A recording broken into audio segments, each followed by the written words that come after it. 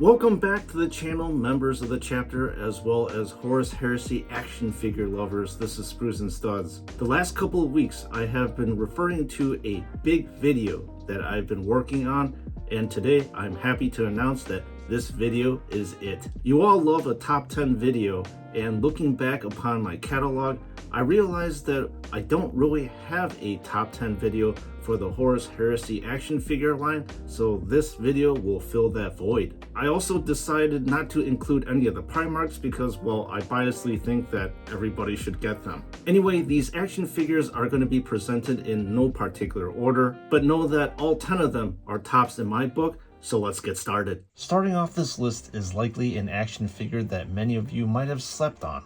I knew the Sisters of Silence was going to do poorly in terms of overall views, and this was confirmed on the video's release. The first thing I want to focus on is this monstrous two-handed sword called the Sword of Oblivion. This massive giant cleaver is an impressive looking weapon with a fantastic gunmetal coloration, as well as fancy designs that are located at the top of the hilt. Then taking a look at the action figure herself, your eyes are immediately drawn to the dark gunmetal armor, but there are things that JoyToy has done to make this armor stand out. The first thing that I want to mention is the highlighting on the armor, which is a rare sight to see in a Horus Heresy line, and then this highlighting further gives a weathered, worn-in look to the armor. Next, the armor has tiering on it as well, and between the tiers are gold and silver outlines, which further broadcasts how unique this piece of protective equipment is. Second on this list is someone that all 40k enjoyers should know, who is Abaddon the Spoiler, but back in the good old Horus Heresy days, he was only known as Ezekiel Abaddon. It is fairly obvious that a suit of black armor is a super snore to look at,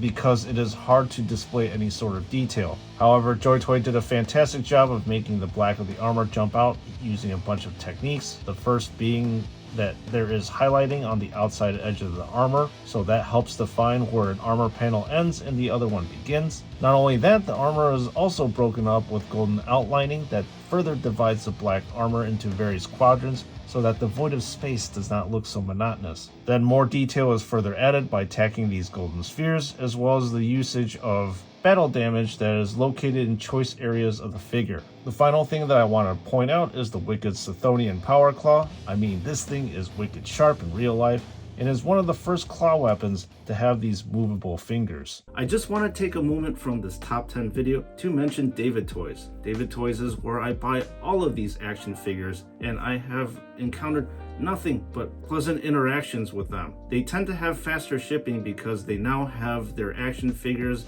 located in the United States, and for the new releases, they actually are located pretty close to the JoyToy warehouse, so they get pretty much first dibs on their action figures so they can ship them out sooner to you. And when you check out, do not forget to use the code SNS to receive 12% off of your purchase. And yes, I do receive commission from you using my affiliate code, but that commission gets pumped right back into the channel so that I can review more action figures that you would be interested in. For example, I have no interest in buying the Sanguinary Guard, that's the Primaris edition, nor the Titus helmet, but because I know that you all are interested in it, I am able to buy them because of the support that you've been giving me by using my code. So it's a win-win situation. For the Blood Angels entry on this esteemed list, I present to you the Crimson Paladins. There are a total of 4 of them, not including the Exemplar, and I think that each and every single one of them hold their own. I appreciate these action figures have subtle shading that is applied between each and every single armor panel. This accent is subtle but does wonders for making the armor panel stick out. Another thing that helps these panels is the gratuitous use of gold embroidery everywhere. I also think that the various designs on the armor are especially elegant due to the very Blood Angels-esque icons, especially on the forearms, thighs, as well as the shins. The shields that the Paladins use are also a piece of ornate artistry, especially with all this flower patterning. And finally, to round out the whole figure is likely the best looking power sword that ever was made for the Emperor's finest. I love the shape of the blade, along with the fantastic usage of Blood Angel symbol for the hilt. Starting off with the first of two Ultramarines action figures that has made it to the list is the special character of Remus Ventanus. First of all, he has literally everything going on at the same time with his armor. There are no areas of his armor that does not have a special design or icon in it. For example,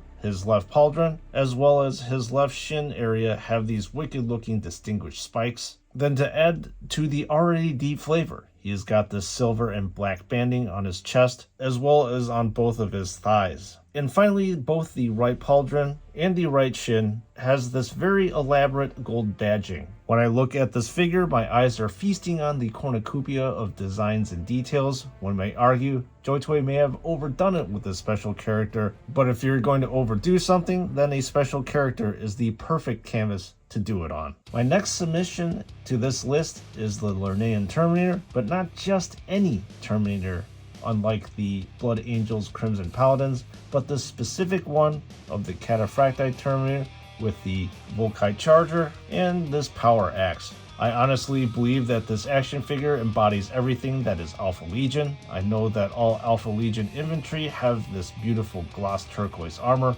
but this one turns up the detail all the way up to 11 due to the usage of Hydra scales that are literally all over the armor, including the pauldrons, chest, forearms, and shins. In fact, the auric icons that are placed strategically in certain areas and the armor certainly break up the ocean of turquoise, especially the icons that are surrounding the helmet, the center of the chest, and on the knee area too.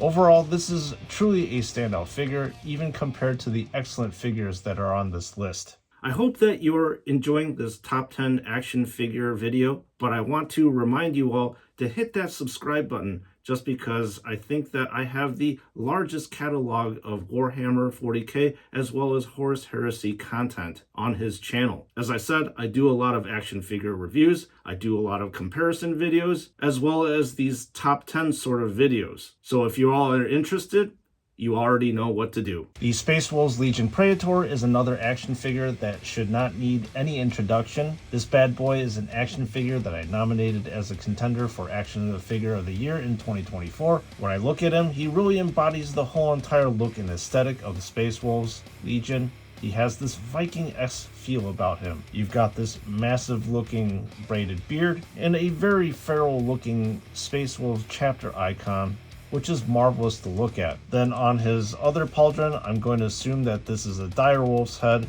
and it is highly detailed with all the fur that has been highlighted. Aside from that, the terracing that is on the legs makes this action figure spicy to look at. Then the golden borders further amp up the heat and makes this already solid action figure jump out even more. The final thing that I wanted to point out is this gloriously textured fur and cloth cape that he is rocking. At number 7 on this prestigious list is the Ultramarines Legion Praetor in power armor. This action figure checks off all the boxes for me, and that is why he made it to this list. I think that he's a perfect representation of an honorably decorated Ultramarine. Anyway, the marriage of blue and gold is perfect. There is a ton of unique detailing on his armor, including the massive distinguished golden eagle and the laureled skulls that are on his pauldrons. The decorations on the shins complement the ornateness of the pauldrons too. Not to mention that the helmet makes this Praetor look like he is high-ranking and therefore illustrious. I am a big fan of the Volkite Charger, as well as this Roman-looking gladius, which flows well with the aesthetics of this action figure. I am also happy to say that due to the construction of this cape, this Legion Praetor does not have any inhibition of motion at all.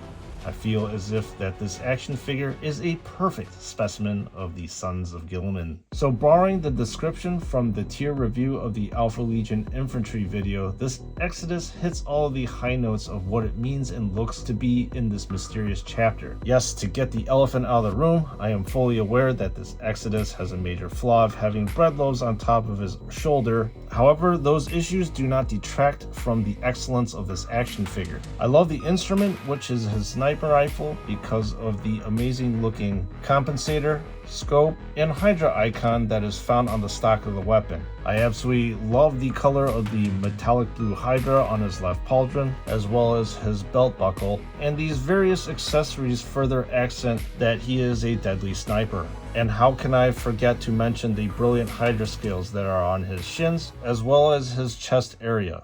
Out of the recent Suzerain Imperial Fist Legion Praetor action figure reviews, Fafnir was the one that won his rightful place to be on this prestigious list. I believe that he has a lot going on for him, including his rugged mountain man face, the massive twin axes that he wields with a gleaming color gradient, as well as his intimidating and titanic boarding shield. The shading that is on the edge of his armor and the battle damage really makes this action figure pop and worthy to be displayed in a glass cabinet. The gunmetal outlining on the armor does wonders to have each region or section of the armor jump out at you. And aesthetics wise, I believe that he gives off an aura of being stalwart and immovable. All in all, I believe that he truly represents his chapter and Dorn well. Finally, to end the stellar lineup and coming in at number 10 is the Thousand Sons Librarian Consul. The first area that I will start off with is this one-of-a-kind uniquely shaped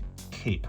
This royal blue cloak has a fantastic overall look with it due to the highlighting and the wrinkles that gives this piece of cloth or plastic a deep sense of volume. Then you turn the figure around and you are greeted by this lustrous gloss candy apple red armor that only belongs on the Thousand Sons action figures. And I really love the nod to ancient Egyptian culture with all these icons and hieroglyphs, especially on the stoles, and the scarab that is center stage in the middle of the chest. When you look at the armor, every single inch of it is covered with some sort of decoration, which makes this figure truly a wonder to behold. Finally, I enjoy the look of this forestaff because it reminds me of the Tower of Orthanc for all you Lord of the Rings fans. Well, that is it, Horus Heresy fans. You have seen my recommendations for the Horus Heresy top 10 action figures that I believe that you should have in your collection. And what did you think of my choices? Did most of them align with your preference in action figures? I try to be fair and include at least